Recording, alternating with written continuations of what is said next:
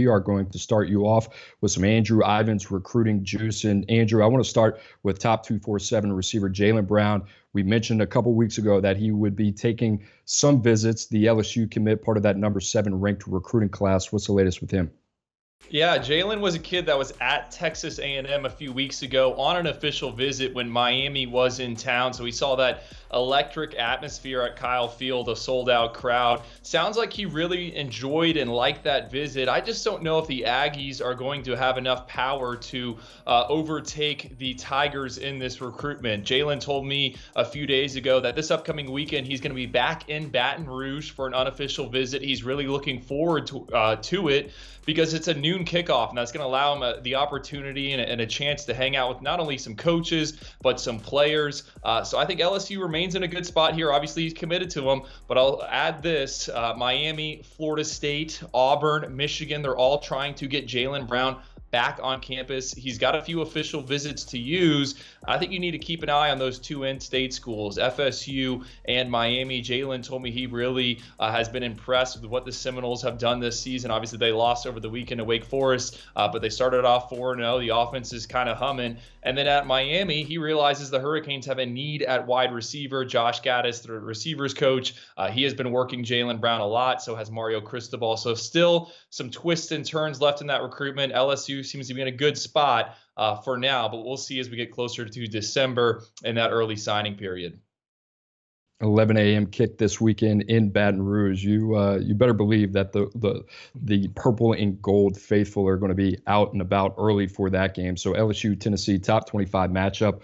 We'll keep an eye on Jalen Brown. But, Drew, let's get to another guy in the state of Florida. That is Reuben Bain, arguably one of the best and most disruptive pass rushers in the country. He's coming off an unofficial visit to Auburn. What is the latest with him?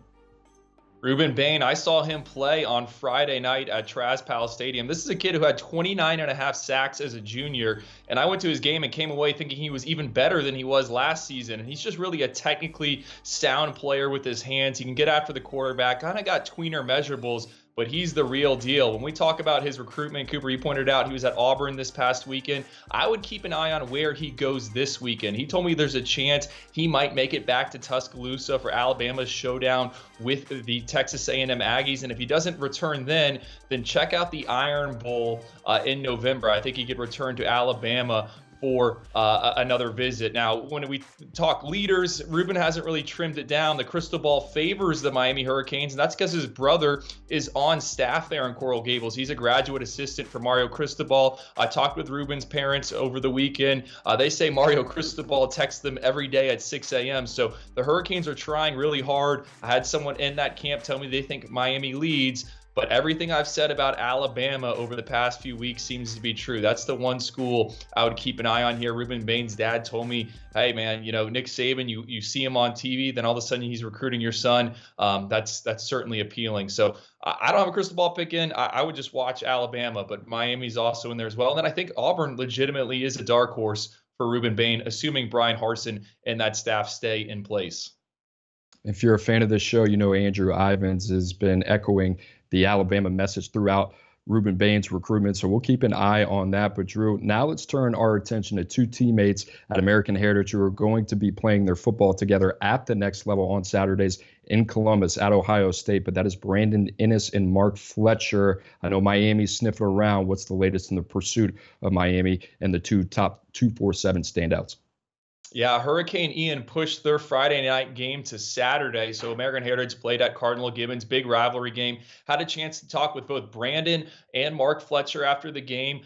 They both had Ohio State stickers on their helmets, little sticker decals. But the big news is that Miami had a pair of coaches on the sidelines trying to, show some love on their bye week. Miami was off this weekend. I talked to Brandon. I talked to Mark Fletcher after the game. They basically told me the only school they're really communicating with outside of Ohio State is Miami, but it doesn't sound like there's any plans to take any visits. Sure, could a secret visit happen? Yeah, I mean, that's possible. But right now, these two guys sound all Ohio State. Both of them said they're going to return to Columbus for that game against, I think the way they call it, the team up north. That's what they said, not Michigan. They didn't want to use the word Michigan. So, Miami chipping away. But right now, it sounds like Ohio State for those two. And I'll add this. I mean, If I'm Miami, Brandon Inniss is a guy I would do whatever I could to get into my class. He's just an absolute football player. In that game on Saturday, he had 9 catches for almost 100 yards, played a little safety, picked off a pass,